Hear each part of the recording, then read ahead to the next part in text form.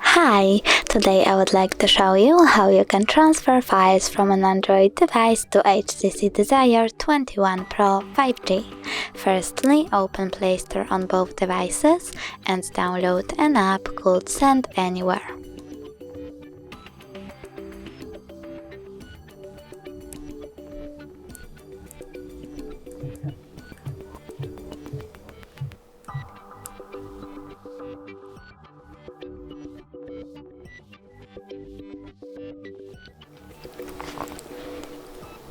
Then open it. Click I accept, choose confirm, tap on continue and select allow.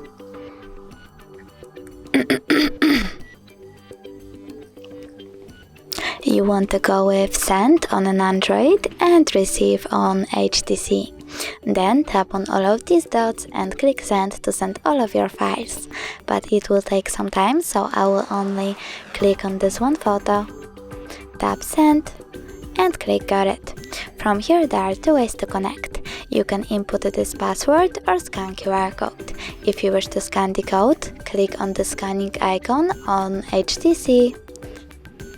Tap allow and point your camera at the code.